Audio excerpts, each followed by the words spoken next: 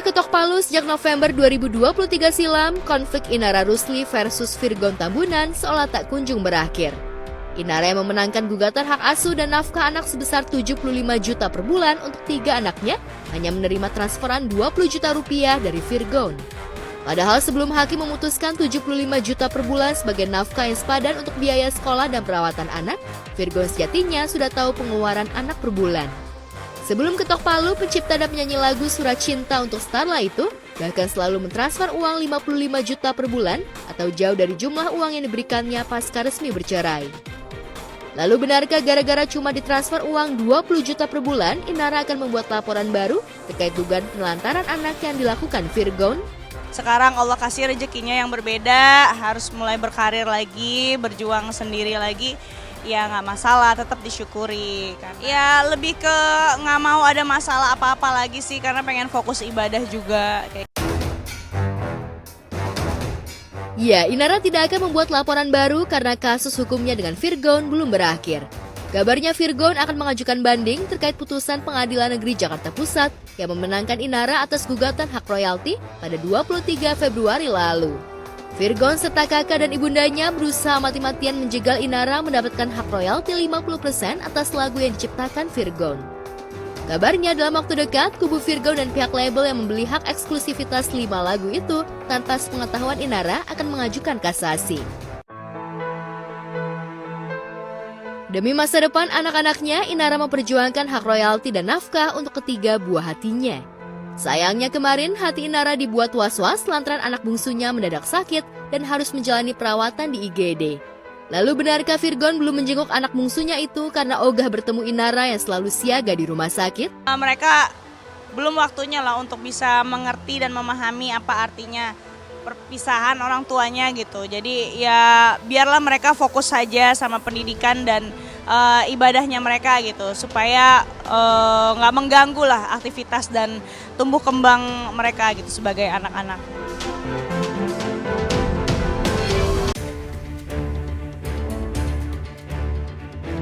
Kasus bullying yang diduga dilakukan FLR, anak Vincent Rompis, masih membetot perhatian publik karena dikawal oleh sejumlah pihak terkait.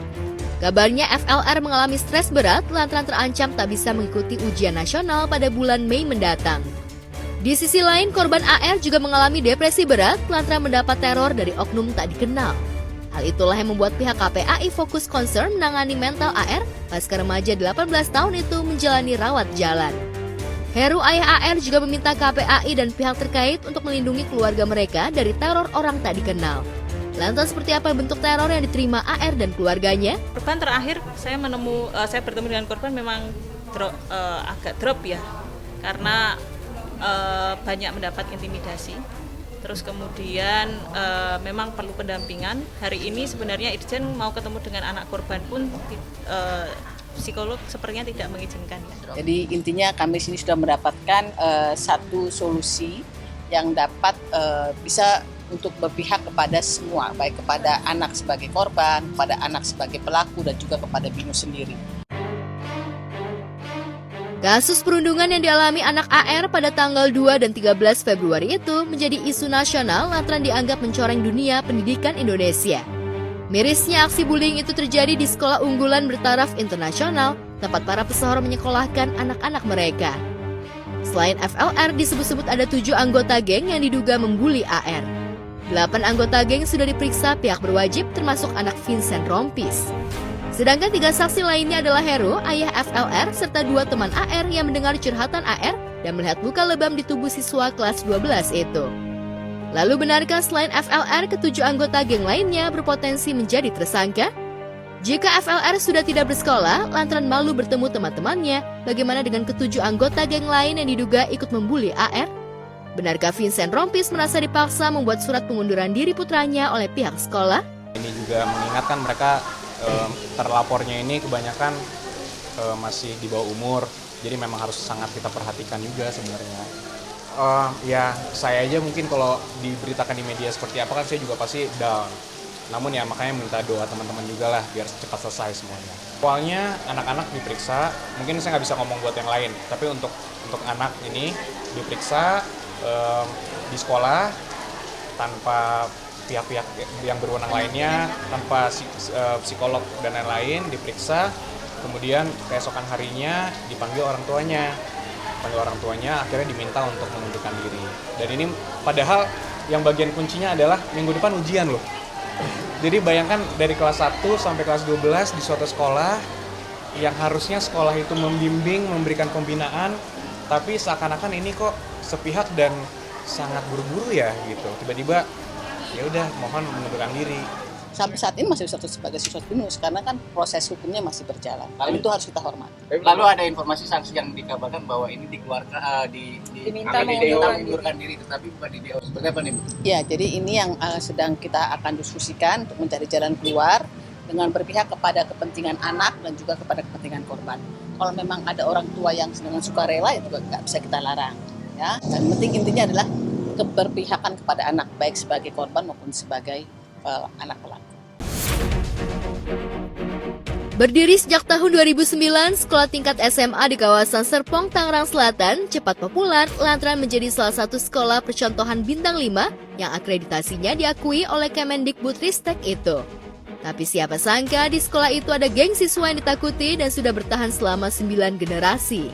Anak Vincent Rompis dan kawan-kawan beralibi bahwa pembulian itu adalah bentuk dari inisiasi terhadap anggota baru geng mereka yang sudah dilakukan dari tahun ke tahun. Jika memang aksi bullying itu sudah menjadi tradisi bagi para anggota geng, mungkinkah ada korban lain selain AR, namun mereka tidak berani melapor karena mendapatkan ancaman dan teror? Orang tua yang pernah menjadi anaknya korban bullying untuk berbagi cerita, berbagi pengalaman, langkah apa yang dilakukan kalau apabila anaknya mendapat bullying, karena masih banyak juga mungkin korban yang tidak melaporkan atau tidak terdeteksi di lingkungan sekolah. Mungkin itu sudah masuk ke materi perkara kali ya, jadi mungkin saya nggak bisa komen sih di bagian itu. Mungkin nanti bisa ditanyakan lebih jelas ke pihak polisian yang sedang menyidik kasus ini aja. Sepengetahuan kita, terlapor lain juga diperiksa, namun kalau untuk bertemu untuk diversi ya bahasanya dan untuk diselesaikan secara restoratif justice itu sepertinya informasi yang saya dapat baru akan dilakukan di minggu depan. Yang juga menarik perhatian Satu Indonesia adalah pernyataan Yakub Hasibuan selaku kuasa hukum FLR. Jika Otto Hasibuan ayah Yakub mendapat sorotan tajam saat mati-matian membela Jessica Kumala Wongso, Yakub mencetak viral saat tampil mendampingi Vincent Rompis dan FLR ketika FLR diperiksa sebagai saksi. Yakub menyoroti pihak sekolah yang terkesan terburu-buru menyurati Vincent agar membuat surat pengunduran diri FLR dari sekolah. Selama FLR ditetapkan sebagai tersangka dan belum divonis bersalah oleh pihak pengadilan, kliennya harus diperlakukan seperti saksi lain yang berhak atas pendidikan. Suami Jessica Mila itu dituding netizen tidak memikirkan perasaan korban dan keluarganya yang harus menghadapi tekanan dari berbagai pihak. Bahkan ada penggiringan opini bahwa AR adalah siswa yang tidak baik sehingga patut dibikin kapok dengan cara dibully. Lantas apa yang membuat Yakub yakin bisa membebaskan kliennya dari jeratan hukum? Yang saya sebenarnya sedikit sayangkan itu adalah ada perilaku yang menurut kami itu sedikit berlebihan dan sepihak yang dilakukan oleh BINUS sebenarnya. Kembali lagi, di undang-undangnya juga dan seluruh peraturan yang ada mungkin bahwa anak itu sebenarnya harus kita jamin hak pendidikannya dan hak sosialnya, dan dengan adanya kejadian ini kan yang sebenarnya pihak polisian pun masih dalam proses penyidikan. Dan pada saat minggu lalu itu tiba-tiba dari klien kami juga dipanggil ke sekolah dan dipaksa dan diminta untuk mengundurkan diri. Jadi ini yang sebenarnya kita sedikit sayangkan sih. Ya tentunya sangat baik ya, memang anaknya anak baik sekali. Kembali lagi, ini isunya sebenarnya karena mereka semua masih di bawah umur, jadi harus kita lindungi bareng-bareng. Kasus bullying yang membelit anak Vincent Rompis juga menjadi sorotan sejumlah selebriti. Bahkan banyak netizen yang menyebut kasus yang terjadi di sekolah unggulan itu bak kasus kopi sianida jilid 2. Vincent sebagai ayah FLR pun tak luput dari hujatan netizen karena dinilai gagal mendidik anak dan tidak berusaha meminta maaf kepada masyarakat terkait dugaan aksi bullying yang dilakukan putra sulungnya. Kejadian atau peristiwa yang terjadi saat ini dan juga harapannya sih semoga tidak akan ada lagi peristiwa-peristiwa atau kejadian seperti ini di masa mendatang, baik di lingkungan sekolah maupun di lingkungan terdekat, semuanya tidak ada lagi. darurat ya untuk bullying gitu. Jadi apalagi kejahatan di medsos, cyber bullying ini kan bahaya sekali. Di medsos itu sekarang mereka tawuran janjian di DM, terutama geng-geng motor, dan ketika janjian mereka tawuran sudah membawa senjata tajam. So aku punya sosmed yang punya power untuk bisa touch mereka langsung. Jadi kalau mereka bisa viralin kegiatan bullying itu kayak keren, kenapa enggak kita bikin gerakan bullying itu tidak keren, tidak bagus, itu jelek, itu memalukan. Tapi seiring dengan mungkin ada kita kasih tahu lagi sosialisasi, kalau kamu bully teman kamu sampai ada kejadian yang membahayakan dia, maka ada hukumannya nih buat kalian.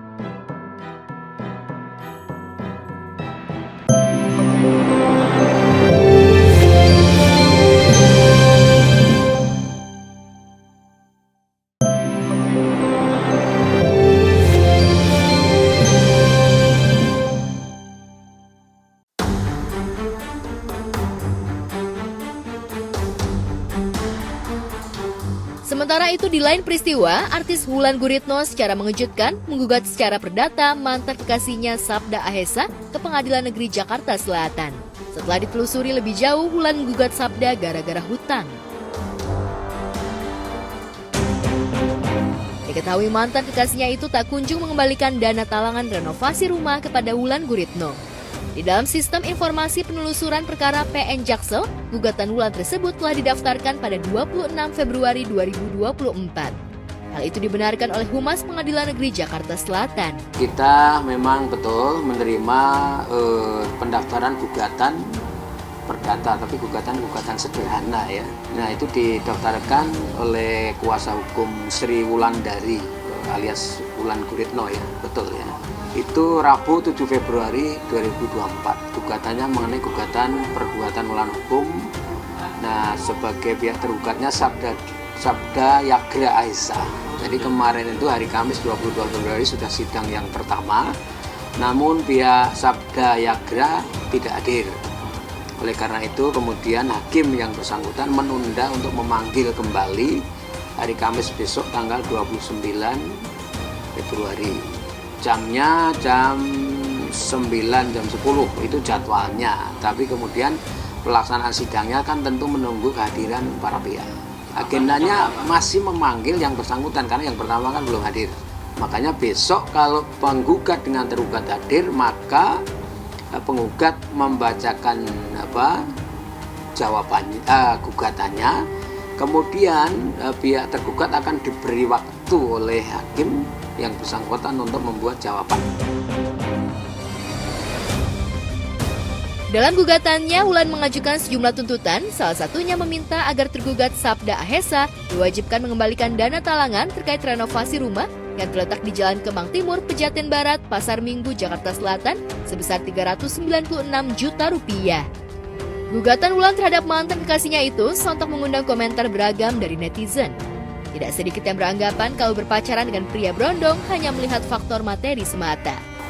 Yang digugat itu nilai gugatannya itu kan memang sesuai ketentuan Perma tentang gugatan sederhana itu kan di bawah 500 juta.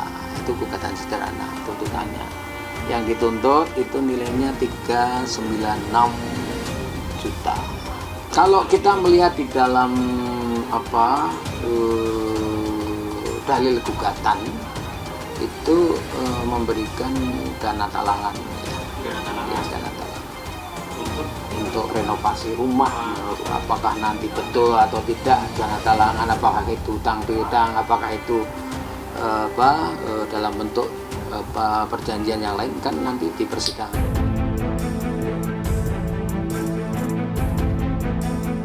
Seperti diketahui, Sabda Ahesa dan Wulan Guritno sempat menjalin kasih pada 2022.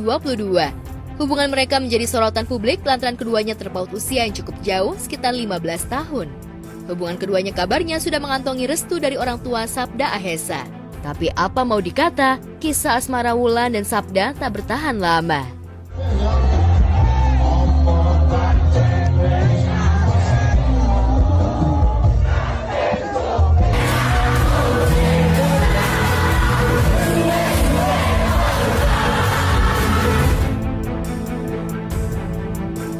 tentang itu lihat aja di Instagram gue sama dia udah jelas, nggak usah ditanya lagi, ya kan? Ya cerita sih ada, tapi privacy ya. Soal yang terakhir ini ya, kabar terbaru ini nggak ada cerita apa-apa atau belum cerita? Ada sih, tapi ya privacy keluarga. Enggak, kalau menurut saya sih selama anaknya nyaman, menurut saya nggak apa-apa sama siapapun gitu. Nah kalau untuk itu saya belum dikasih tahu gitu kapan, karena apa? Saya bilang, Sap, kalau serius Bunda harus dikasih tahu. Kenapa Bun? Karena Bunda mau pergi, mau jalan-jalan gitu. Enggak, saya bercanda aja, maksudnya ya kapan gitu loh. Pokoknya saya sih salut aja sama Wulan. Apa kata netizen? Biarin saja, iya kan?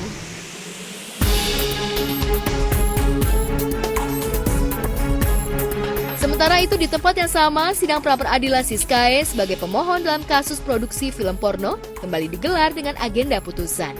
Dalam putusannya, hakim yang menyidangkan menolak segala dalil-dalil yang diajukan pemohon, dalam hal ini Siskae.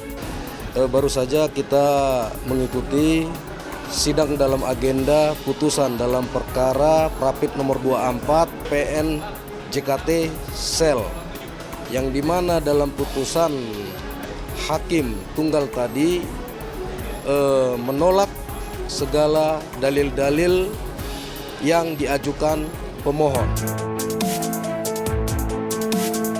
Pihak Siskae mengungkapkan kekecewaannya atas keputusan majelis hakim tersebut.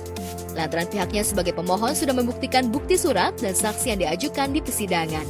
Secara ininya tadi, karena apa yang didalilkan oleh pemohon tidak dapat dibuktikan dalam persidangan, tetapi apapun itu sangat kami hormati atas putusan hakim dalam perkara aku. Kondisi Siskae yang dimana beberapa kali kami ketemu, itu yang terakhir juga kemarin pada saat Siskae diajukan sebagai saksi dalam perkara Irwansyah dan kawan-kawan itu, menurut hemat kami sangat bertolak belakang, sehingga kami mengajukan surat permohonan untuk dilakukan pemeriksaan secara independen. Akan tetapi hingga saat ini belum ada jawaban atas surat permohonan kami tersebut. Kami juga melalui kesempatan ini juga kami bermohon kepada Bapak Kapolda Metro Jaya, CQ Dirreskrimsus Polda Metro Jaya untuk melakukan penahanan kepada 10 orang tersangka yang telah ditetapkan oleh Polda Metro Jaya untuk menunjukkan rasa keadilan kepada klien kami sebagaimana yang diatur pada asas equality before the law.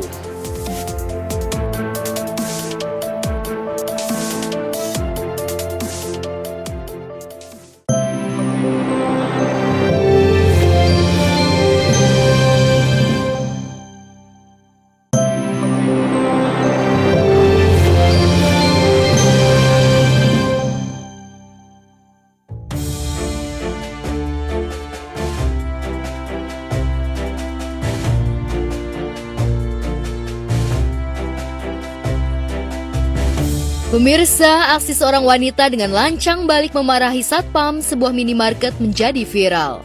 Dalam video itu, seorang wanita berbaju terusan warna biru dihadang petugas keamanan lantaran diduga membawa barang tanpa membayar. Uniknya ketika aksinya ketahuan oleh security, ia langsung melawan dan berlagak hendak membayar. Ini yang laki-laki bukan sama perempuan. Maksud gua. Teriak-teriak kenapa? Hah? Ya gua kesel. Orang gua mau bayar. Mau bayar kenapa duluan di mana? Kalau lihat dari videonya sih, itu sih apa ya, kayaknya nutupin malu ya. Jadi udah udah karena ketahuan jadi ngegos duluan gitu. Sebenarnya kalau misalkan kayak maling di minimarket kayak gitu kan kadang-kadang ya gue mikirnya mungkin nggak tahu ya dia apa karena emang klepto atau emang karena emang karena udah hobi, udah habitnya kayak begitu gitu. Tapi yang disayangkan kan udah ketahuan, diinterogasi marah-marah gitu. Kalau gue sih kayaknya emang bener deh, dia kayaknya nutupin malu sih. Bukan hanya itu, si wanita tak henti melawan. Sekalipun satpam di hadapannya sudah siap membawanya pergi. Si wanita bahkan tak terus mengoceh hingga akhirnya membuat petugas keamanan mengeluarkannya. Lalu kenapa gua Ada transaksinya. Apa? Juga satpamnya juga tadi dari sabar, mungkin awalnya pasti dari dia baik-baik sabar, tapi karena reaksi si ibunya seperti itu juga kan jadi ikutan kesal juga gitu. Ya semoga ibunya kapok lah gitulah. Kasihan keluarganya, atau misalkan ya kalau punya anak atau misalkan suami kan malu ya kalau misalkan sampai itu bisa ke expose gitu kan, jadi kerekam kemana-mana. Sidang lanjutan kasus dugaan kepemilikan senjata api atau senpi ilegal dengan terdakwa Dito Mahendra digelar di Pengadilan Negeri Jakarta Selatan. Sidang kali ini beragendakan mendengarkan keterangan saksi yang dihadirkan oleh Jaksa Penuntut Umum atau JPU. Usai mengikuti persidangan, pihak Dito berupaya menjelaskan.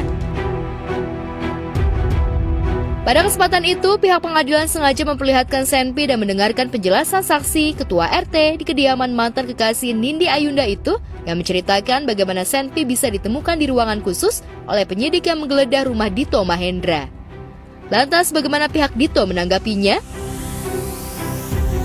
Jadi saksinya kan sebetulnya hanya menjelaskan normatif ya, kalau senjata itu ada izinnya harus bagaimana dan kalau enggak harus bagaimana juga. Tapi sebenarnya yang kami dapat poin dari sidang ini adalah ya memang senjata-senjata yang dimiliki oleh klien kami itu ada izinnya gitu. Dan dari situ sebetulnya bisa ditarik kesimpulan bahwa ya kalau ini untuk aneh-aneh nggak mungkin ada yang ada izinnya gitu. Itu aja sih sebenarnya poinnya kalau dari saya. Jadi balik lagi saya bilang ya harus dilihat maksud dan tujuannya, niatnya itu harus ada gitu dalam hukum pidana. Ini orang punya itu senjata untuk apa? Ya kalau untuk hobi, untuk koleksi ya tentu jauh berbeda niat jahatnya kalau untuk berontak, untuk teroris gitu. Itu kan niat jahatnya di situ dipisahkan. Pemirsa, lama tak ada kabarnya, musisi yang juga komedian Ade Jigo muncul dengan kabar tak sedap. Bersama dengan keluarga dan kuasa hukumnya, Ade Jigo mendatangi Pengadilan Negeri Jakarta Selatan Selasa kemarin untuk menghadiri sidang perkara tanah milik keluarganya. Kasusnya pun sudah bergulir di pengadilan dan sudah 3 kali menjalani persidangan. Agenda sidang Selasa kemarin yakni memanggil pihak termohon namun tidak hadir. Memanggil penggugat ya, karena ini udah sidang beberapa kali, tapi saya baru muncul karena dari kemarin itu yang menghadiri sidang kakak saya, dan dia selalu report hasilnya begini. Nah kebetulan hari ini saya bisa, jadi ini udah sidang gugatan balik ya. Gugatan balik yang panggilan koran yang ketiga. Panggilan koran ketiga untuk penggugat. Gitu. Jadi kita kaget aja kok tiba-tiba tanah kita udah kita tempatin dari tahun 70-an digugat orang gitu. Bahkan kita sendiri pegang sertifikatnya, SKPT-nya, terus PBB-nya, kita lancar dan bahkan kita cek BPN pun tanah kita sah gitu dan tidak ada dalam gugatan, tidak ada dalam sengketa. Tapi kok tiba-tiba ada surat baru dengan dia menunjukkan bahwa ini tanah saya loh. Itu bukan berupa sertifikat, ya berupa giring. Yang lucunya lagi yang mengeluarkan giriknya bukan daerah Jakarta Selatan. Kebetulan kan tanah kita di Lebak Bulus, di Jakarta Selatan, tapi yang mengeluarkan daerah Semarang.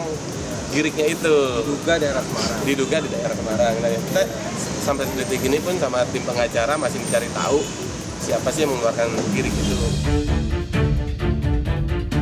Diungkapkan Ade Jigo, pihak ingin agar kasus yang menyangkut sengketa tanah keluarganya itu cepat selesai. Namun pihak tergugat sepertinya tidak ingin kasus tanah ini cepat selesai. Terbukti dari langkah tergugat yang sudah melayangkan 3 kali gugatan ke keluarga Ade Jigo. Pihak tergugat diduga melakukan banyak cara agar bisa mengambil alih tanah milik keluarganya itu. Ia pun geram keluarganya terus diusik tergugat. Tahun 2000-an, eranya saya waktu itu dengan adanya orang tua kita, katanya sudah sempat digugat dan kita menang. Sudah berapa kali menang, kok tiba-tiba ada bukti baru nih dari pihak lawan. Kok tiba-tiba anak-anaknya nih yang ya karena memang kita dari kecil di situ kita tahu tanah itu seperti apa dan bahkan kita juga sudah megang surat sahnya dari tahun 2000-an tuh surat panggilan banyak banget, bahkan terakhir kita informasinya tanah kita udah siap dieksekusi.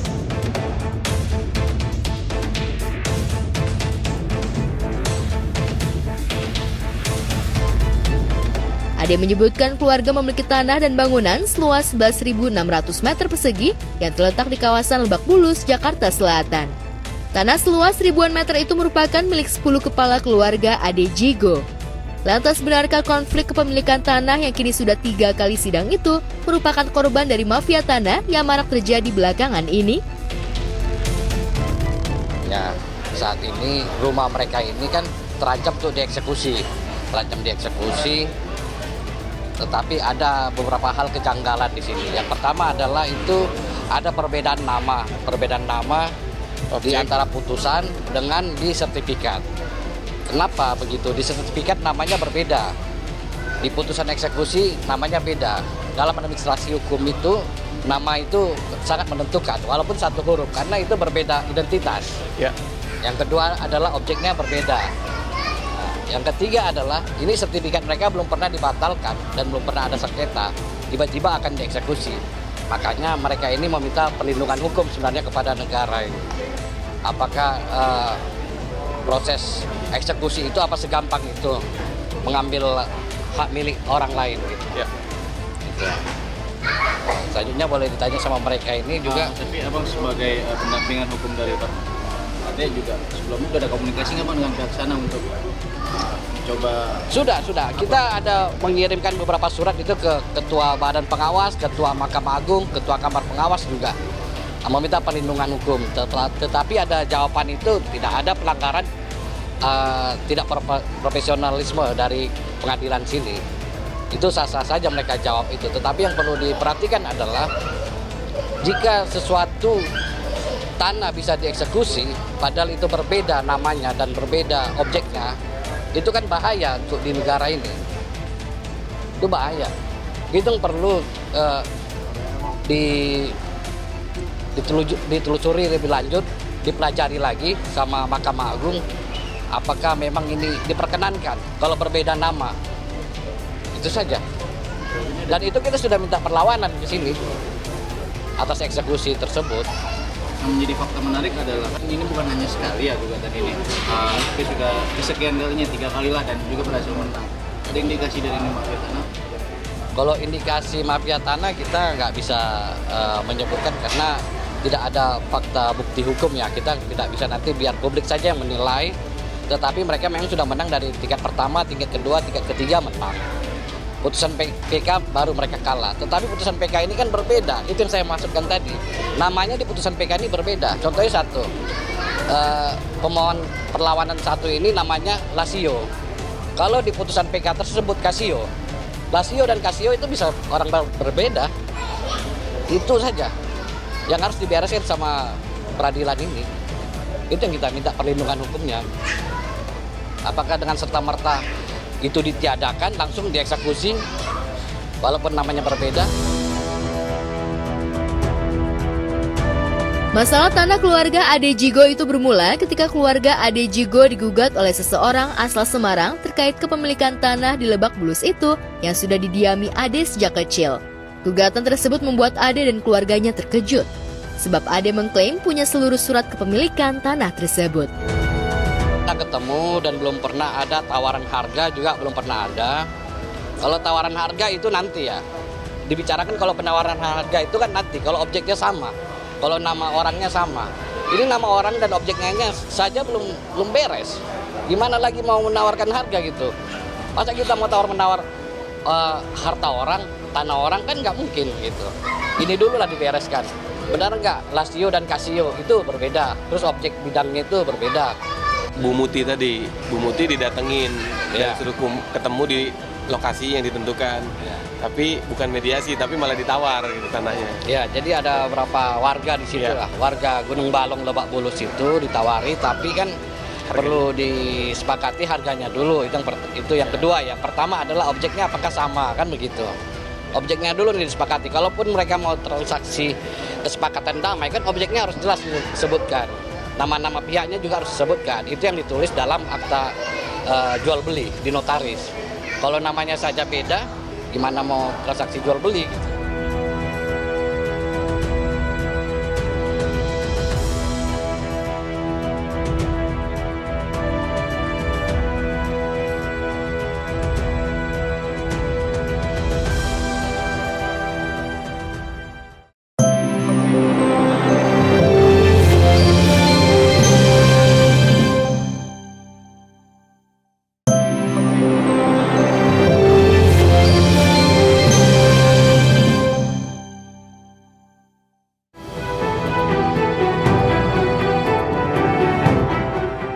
Di lain peristiwa, sebuah video merekam kejadian unik seorang anak yang diduga super aktif mendadak membuat heboh banyak orang.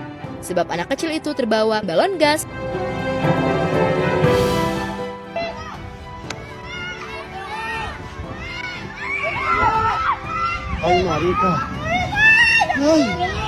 Nyangkut balon udara ya, sampai terbang gitu kan bahaya juga ya, sampai terbang ke bawah sama balon udara ini. Dan juga memang perlu diperhatikan juga orang tua untuk anak-anaknya yang sedang bermain, jangan sampai lengah, jangan sampai ceroboh, karena sampai terbang dan membawa anak ke udara itu kan juga sangat bahaya juga ya. Walaupun memang awalnya senang-senang, awalnya terlihat happy gitu bermain, tapi ternyata resikonya bahwa si balon udara itu sendiri pun membawa anak kecil itu pun terbang. Kejadian bermula ketika seorang anak kecil yang terlihat aktif berlarian ke sana kemari dan melihat sekumpulan balon gas dan mendekatinya. Tak lama kemudian, jerit histeris riuh di lapangan, terdengar seseorang memanggil nama anak kecil yang terbang dengan balon gas. Akibat kejadian itu, banyak warganet yang mempertanyakan orang tua yang menjaganya. Merupakan kejadian yang memang lucu, tapi perlu diwaspadai karena nggak semuanya anak kecil itu bermain aman, dan juga sampai viral, sampai heboh, sampai meresahkan. Maka dari itu orang tua seharusnya menjaga anak-anaknya saat sedang dalam bermain, supaya tidak ada lagi kejadian seperti ini, anak kecil terbawa oleh balon udara.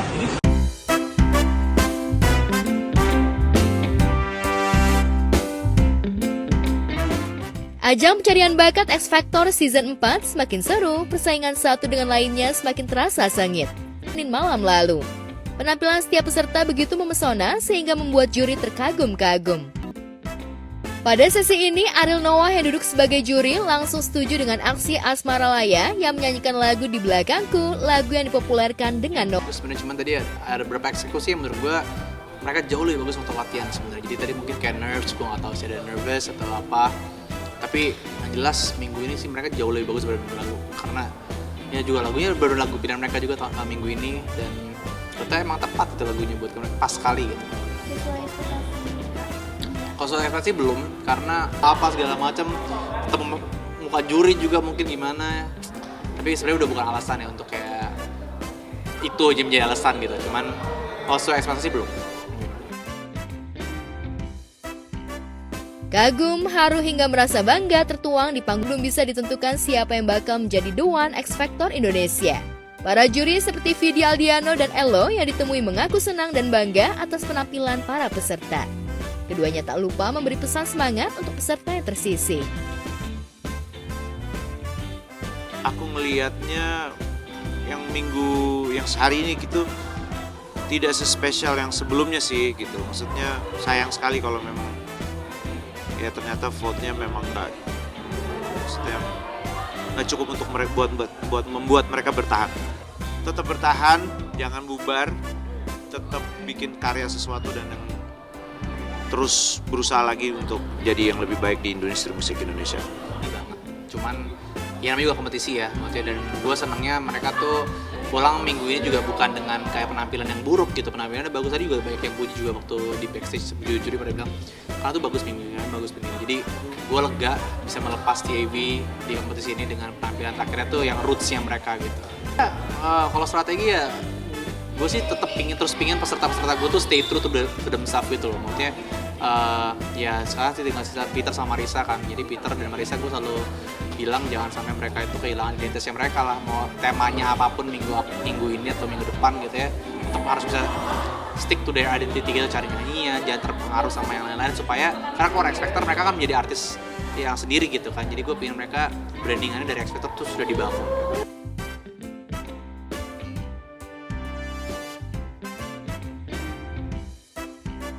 Miss Indonesia 2022, Audrey Vanessa akhirnya berangkat untuk mengikuti ajang Miss World di India. Audrey Vanessa yang ditemui mengaku sudah siap bersaing dengan para ratu kecantikan dari negara-negara lainnya. Hi, I'm Audrey Vanessa, Miss Indonesia 2022. Get ready with me for 71st Miss World to India. Let's go!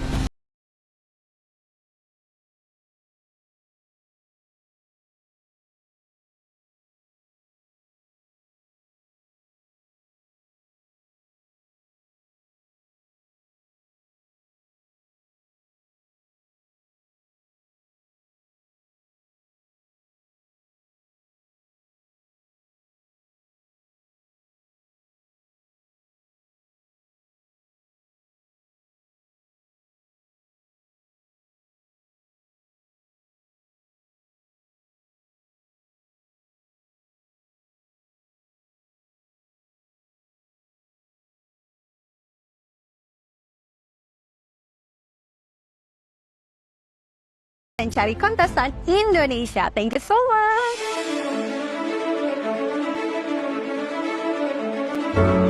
Kami sebagai orang tua mendoakan semua yang terbaik buat Audrey.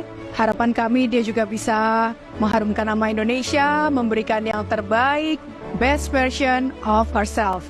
Harapannya banyak banget untuk Audrey dan pastinya doa-doa yang sangat luar biasa menyertai Audrey sepanjang perjalanan Miss World 2024 di India nanti. Semangat terus, pancarkan pesona dan juga kelebihan-kelebihan diri Audrey dan pastinya lakukan yang terbaik Audrey.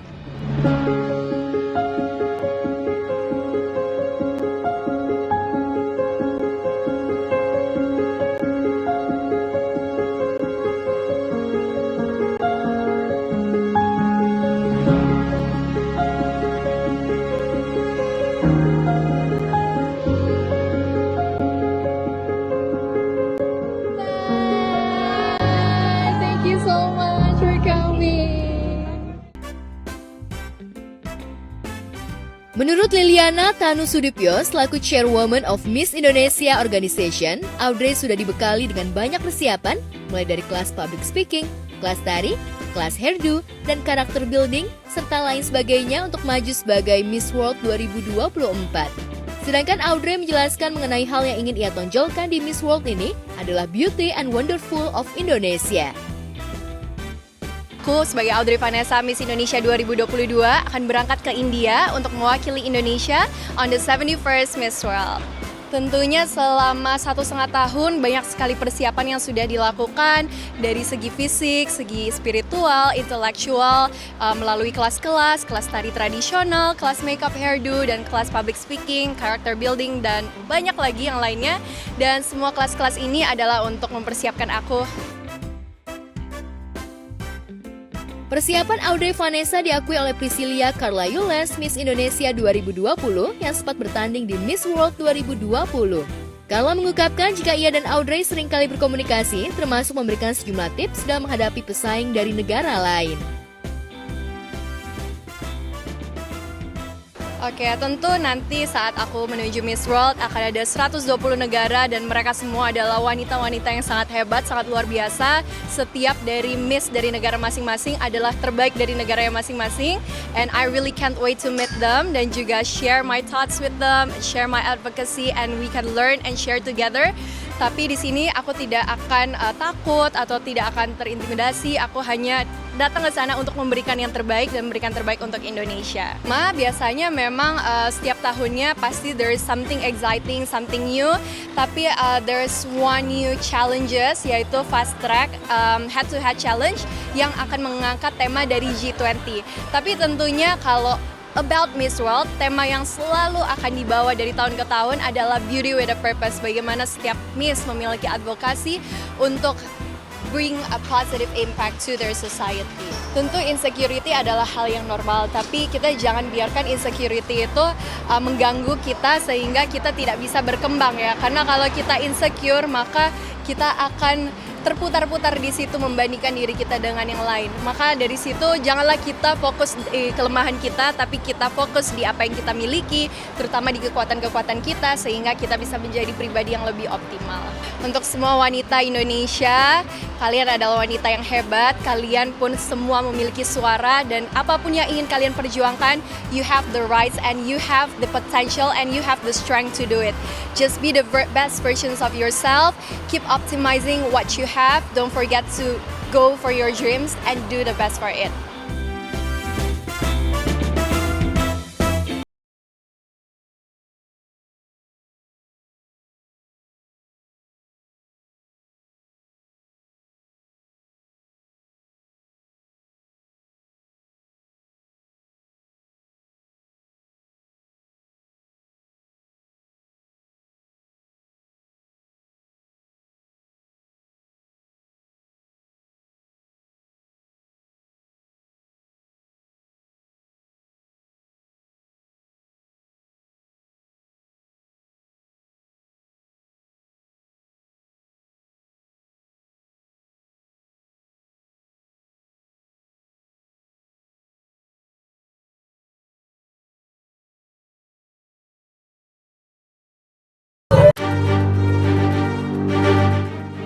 Melihat suaminya berselingkuh dengan asisten rumah tangganya, istri tersebut mengancam akan memenjarakan asisten rumah tangganya dan suaminya. Tapi bukannya takut, tapi asisten rumah tangga tersebut justru melawan dan bersikap merasa tidak bersalah.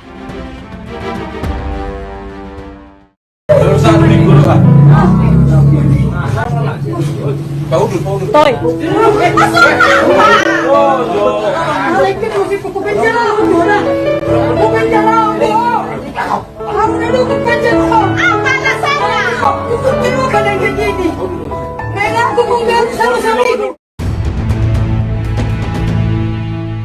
Keributan pun akhirnya terjadi yang ditonton warga yang melihat istri sah menggerebek suaminya sedang bersama asisten rumah tangganya.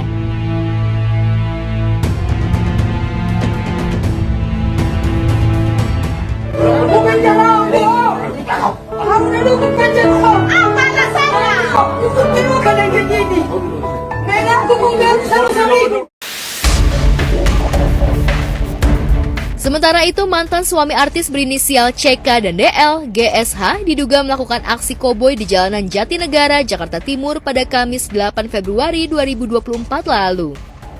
Dari rekaman CCTV yang ada memperlihatkan pelaku yang berinisial GSH tampak mengejar korban yang diketahui bernama Muhammad Andika Muardi dan berusaha menembaknya di kawasan perkantoran di Jatinegara tersebut. Aksi pelaku tersebut membuat korban berlari masuk ke dalam rumah toko miliknya. Jadi ini pelaku dan korban ini merupakan teman ya. Siap. Pada saat kejadian itu sekitar jam 2 pagi mereka ketemu. Nggak tahu kenapa ini si terduga pelaku ini mendodongkan senjata kepada korban. Iya. Korban karena ketakutan lari ke dalam rumah, lantai atas menuju pintu, kemudian teriak dari atas. Kenapa? Lu kenapa gituin gua? Nah, itu kemudian oleh si pelaku ini mendodongkan kembali lalu mengeluarkan tembakan. Nah, itu kronologi singkatnya. Nah, sampai saat ini kami sudah melakukan pemeriksaan terhadap korban, ya sudah memeriksa saksi-saksi yang ada di TKP pada saat itu. Kami sudah juga koordinasi dengan forensik ya. Iya, siap. Baik senjata yang digunakan, ujinya segala macam ya, termasuk uji balistiknya ya. Kami sudah koordinasi. Kami juga sudah melakukan pemanggilan terhadap pelaku ini. Oh, belum diketahui Bang, masih diuji. Periksa si pelakunya, dan tentunya kami akan melakukan pengecekan terhadap senjata tersebut. Bang, artinya itu ada cekcok masalah bisnis sebelumnya atau seperti apa sih Bang? Nah, ini sebelumnya mereka ini kan berteman. Nah, ini yang perlu kita dalami. Kenapa sih tiba-tiba gitu kan mendodongkan? Artinya nggak ada korban juga Bang di sini? Si pelaku ini hanya tangannya lecet. Siap. Korban? Si korban, sorry. Siap. Si korban ini tangannya lecet kena serpihan pecahan kaca. Bang, untuk pelaku ini mantan suami artis itu atau gimana Bang? Wah, kami tidak bisa menduga ke sana. Siap.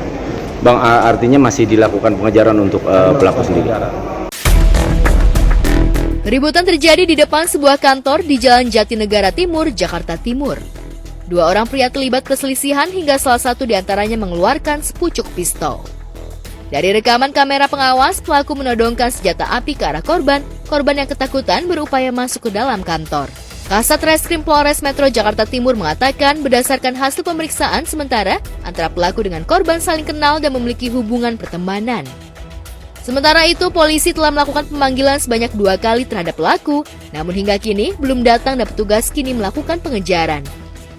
Terkait senjata api yang digunakan pelaku, hingga kini jenisnya belum dapat dipastikan karena menunggu uji balistik terhadap barang bukti proyektil dan selongsong yang diamankan.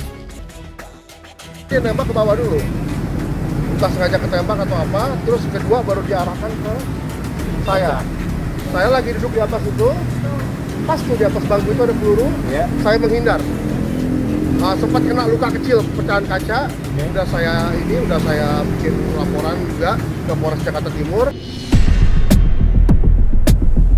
Hingga kini petugas kepolisian masih melakukan pengejaran terhadap pelaku dan pasal yang disangkakan pasal percobaan pembunuhan serta undang-undang darurat.